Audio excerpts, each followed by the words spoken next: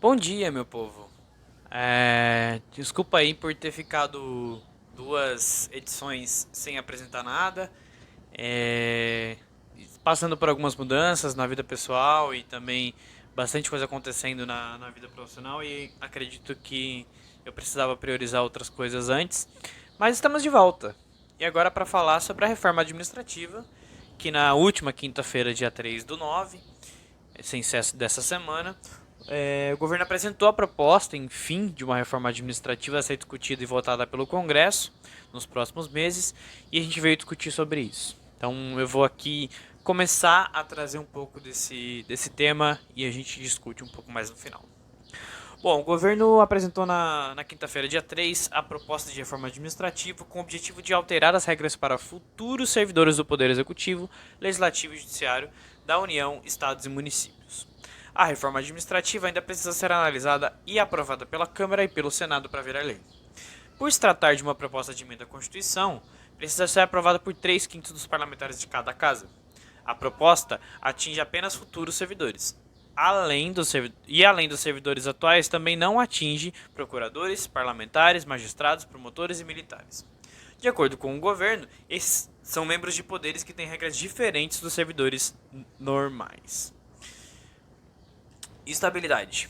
Uma das propostas é acabar com a estabilidade de parte dos futuros servidores, com exceção das chamadas carreiras típicas do Estado, que só existem na esfera pública e que hoje incluem diplomatas, auditores da Receita Federal e técnicos do Banco Central. Regime único. A proposta prevê o fim do chamado regime jurídico único, que regula a relação entre servidores públicos e o poder público. Isso significa que, ao invés de uma, passarão a coexistir diferentes regras para diferentes tipos de servidores públicos, a depender da atividade exercida, e a proposta cria grupos distintos de servidores. A proposta também facilita a demissão de funcionários e o Ministério da Economia adiantou que está criando um projeto de lei complementar para possibilitar a demissão por baixo desempenho. A proposta também cria um período de experiência de 1 a 2 anos para novos servidores, ou seja, eles não vão poder mais assumir o cargo de forma efetiva logo após a passar no concurso, como ocorre atualmente, e o servidor será efetivado caso o desempenho seja satisfatório após esse período probatório. A reforma do governo acaba com os chamados penduricalhos, que são benefícios além do salário hoje garantidos a servidores. A proposta da reforma administrativa também quer dar poder para o presidente da República possa extinguir cargos e órgãos públicos via decreto. Hoje, isso só pode ser feito por meio de aprovação de um projeto de lei no Congresso. E aqui vamos às opiniões de direita e esquerda. Começando pela direita hoje.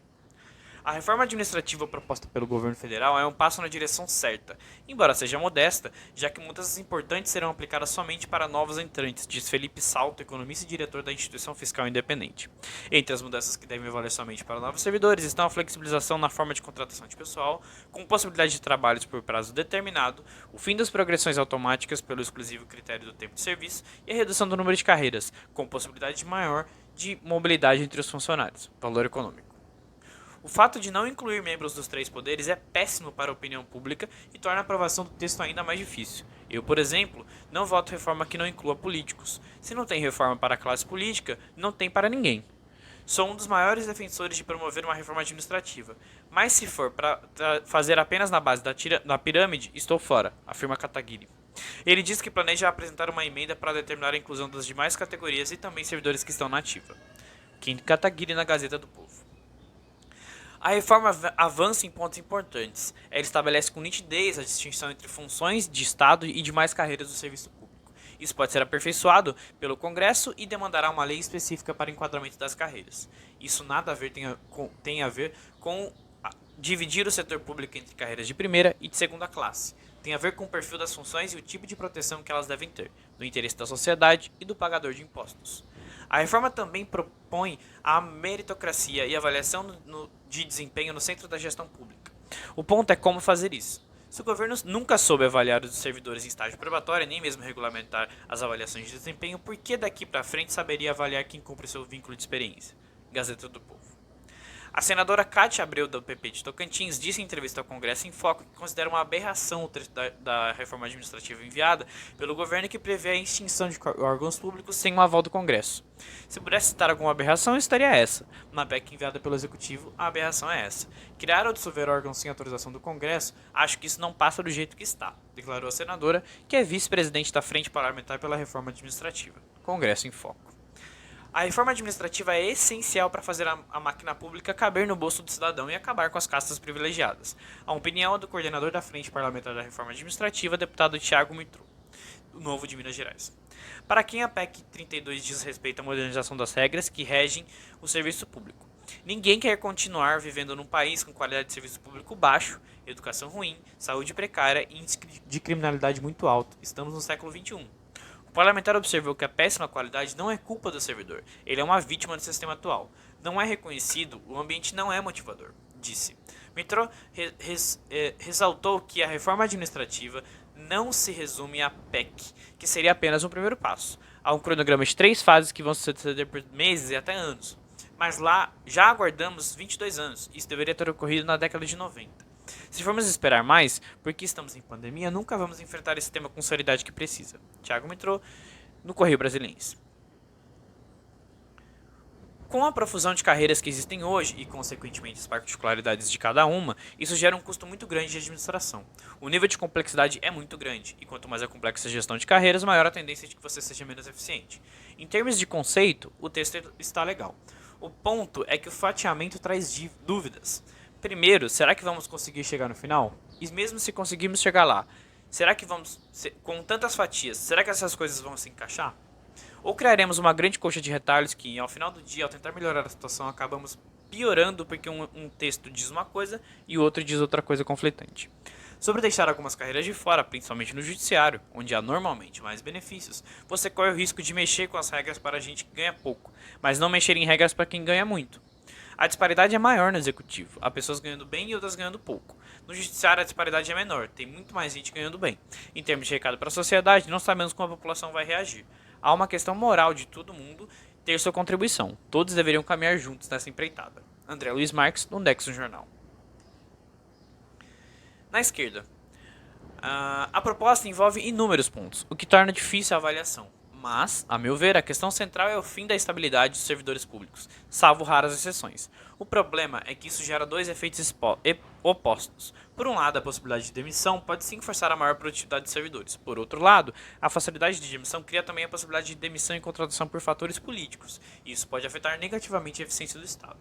Mesmo regulamentado as regras para a demissão, essa possibilidade ainda permanece, uma vez que pode haver perseguição, como já vinha ocorrendo e como já mostrou o caso do dossiê sobre opositores e manifestantes antifascistas do Ministério da Justiça. No atual momento em que vivemos, portanto, me parece bastante claro que o provável efeito negativo do fim da estabilidade seja maior do que o efeito positivo. João P. Romero, no Nexo Jornal. Ao definir e ampliar as possibilidades de contratação temporária, a terceirização e contratação por tempo indeterminado sem estabilidade, além de reviver a figura da transformação de cargos, a PEC fere de morte a profissionalização do serviço público, abrindo espaço para o patrimonialismo e a corrupção. É um retorno à situação anterior à Constituição Federal de 88, e com isso perde toda a população brasileira. Sob a desculpa de modernizar o Estado, retornamos a uma situação vivida no século passado, protegendo somente os ocupantes de cargos típicos do Estado. Ainda assim, a proteção a esses ocupantes de cargos típicos de Estado é frágil devido ao Estatuto do Vínculo de Experiência.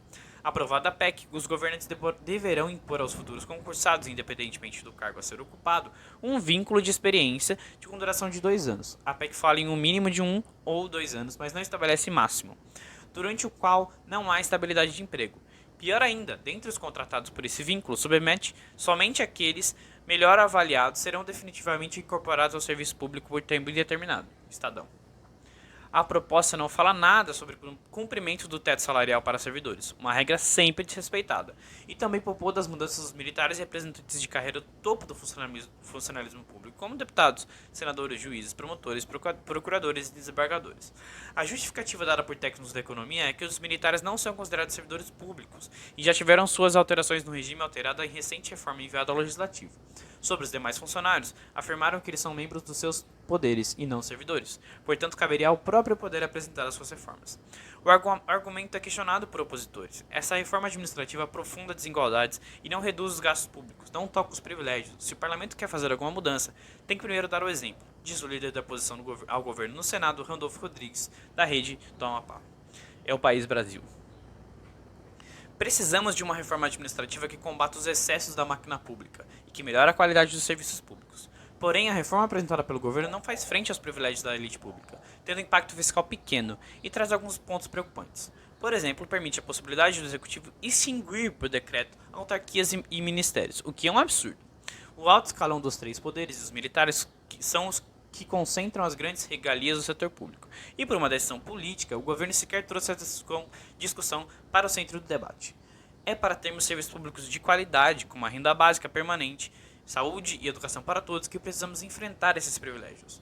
Não há justiça social sem equilíbrio e sou a favor de uma proposta que olhe com responsabilidade para a administração pública, valorizando os servidores que precisam ser valorizados, combatendo privilégios e aumentando a eficiência de onde há mau uso dos recursos públicos. Vamos ter que trabalhar muito no Congresso para propor uma reforma administrativa que consiga, de fato, trazer os efeitos que a sociedade espera. Tabata Amaral. Agora a opinião do editor. A reforma administrativa ela era uma das mais esperadas por todos desse bloco reformista que o governo Bolsonaro tenta trazer para dentro da sua realidade. E Guedes, mais uma vez, decepcionou, na minha opinião. Deixou os setores mais do topo do funcionalismo público de fora e que com a justificativa de que esses são membros de seus poderes, então eles devem ter regras específicas desses poderes e que esses poderes têm que coordenar essa reforma. Mas isso é história para pôr dormir, né? A verdade é que o governo quis ganhar tempo, porque não queria perder o lobby que tem com essas categorias. Eu não estou dizendo que nada da reforma presta, acho que tem algumas coisas interessantes, acho que medidas como avaliação de desempenho, uma flexibilização da estabilidade e a exclusão dos penduricalhos são propostas muito boas e podem ser positivas. Mas para isso a gente precisa definir mecanismos claros de controle, porque principalmente a flexibilização da demissão, ela pode gerar um controle político, uma perseguição política, que no final das contas, mesmo sem a flexibilização, já acontece. E a gente vê, não só nas cidades pequenas, mas também nas cidades grandes, a gente vê muita perseguição política dentro do funcionalismo público. No geral, eu vejo uma reforma como um tapa-buraco do Guedes. Eles pressionaram demais o ministro para que saísse essa reforma e ele precisava apresentar alguma coisa para o Congresso e eu acho que aconteceu a mesma coisa com a reforma tributária. Ele tinha que apresentar alguma coisa, porque se ele não apresentasse nada, o Congresso ia perder uma relação com o governo e a própria opinião pública ia acabar ficando cada vez mais enraivada com o Paulo Guedes. E tentou acalmar os ânimos um pouquinho para manter a balança ali de influência equilibrada. Lógico que toda essa proposta ainda vai ser discutida dentro do Congresso e o Congresso pode propor outras emendas ali dentro. E inclusive uma das opiniões aqui do Kim Kataguiri fala sobre isso, de propor algumas coisas extras à proposta do governo. Mas para mim o Congresso vai ter muito trabalho para deixar essa reforma redonda. Eu não acho que ela tá clara. E a gente precisa também de ter impactos claros no orçamento e com destinações mais justas desse corte de privilégios. O governo não fez uma estimativa clara de quanto vai ser economizado com essa reforma e se realmente vai fazer sentido criar uma reforma dessa, porque assim, a gente precisa fazer uma reforma para que seja realmente impactante dentro do orçamento, porque esse impacto no orçamento vai gerar melhorias sociais. Então acho que essa é a questão e isso que a gente precisa definir um pouco melhor. E aí, o que vocês acham da edição de hoje? Concordam, discordam, acham a reforma boa, acham a reforma ruim? Quero saber a opinião de vocês. Peço desculpas mais uma vez por ter faltado nas últimas 2 semanas, na verdade 2 edições. E até segunda-feira. Valeu, gente. Até mais. Bom final de semana.